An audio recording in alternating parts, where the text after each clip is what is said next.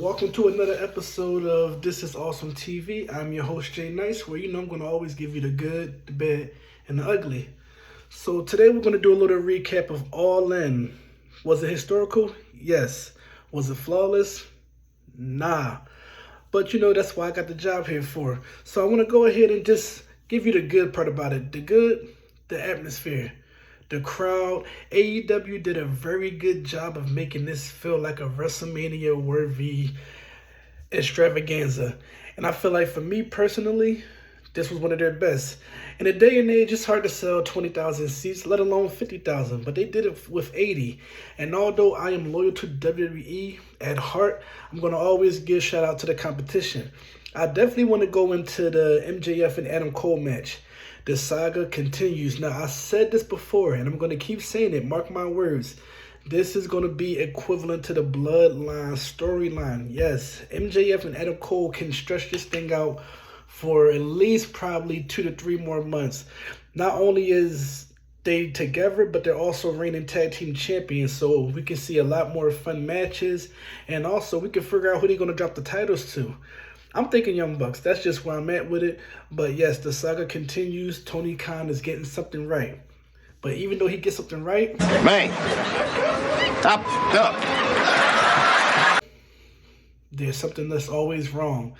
And the bad for that's going to be the women's fatal 4-way match. Now, Sheeta, I get it. It was always going to be temporary. I didn't think she was going to lose the title that fast. To go from having not only the longest women's championship reign in AEW history, but to the shortest, and to only play an instrument in the breakup of the Outcasts didn't make much sense to me. I thought it would have made more sense if they had just kept the title on Toni Storm, so that way when Saraya beats Toni Storm, she became women's champion. But now it just makes it look like Sheeta was there for nothing. She's a legend. She's an AEW women's legend, and she'll bounce back from it. But I can't see her being in a title picture right now because I feel like we're gonna get that triple threat match between the Outcasts, which isn't gonna be bad. But me personally, I would have never made that call. But that's neither here nor there. Let's go to the ugly. I don't need to see any more hardcore matches in AEW.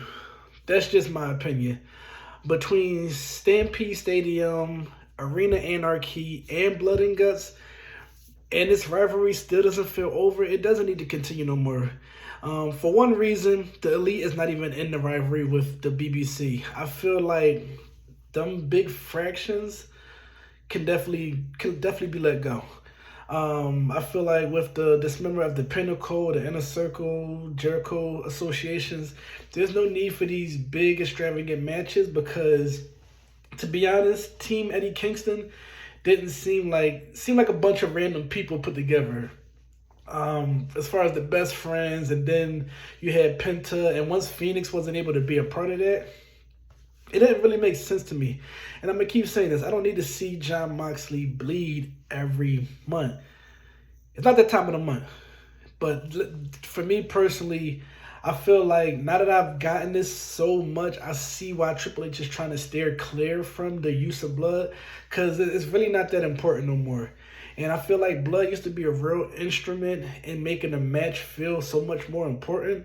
Kind of like Bret Hart and Stone Cold, or Eddie Guerrero and JBL at Judgment Day, or even John Cena and JBL at Judgment Day the following year. Like, I feel like those iconic visuals of blood just pouring all over a wrestler used to really make matches feel more memorable. Now it's just like, I feel like they're just doing it for the fuck of it. I don't normally curse in my videos, but like it's becoming a lot, and I feel like Tony Khan needs to understand that and acknowledge it. So, but that's neither here or there. What do y'all think? Because as usual, this is Awesome TV. I'm Jay Nice, and I'm always give you the good, the bad, and the ugly. Peace.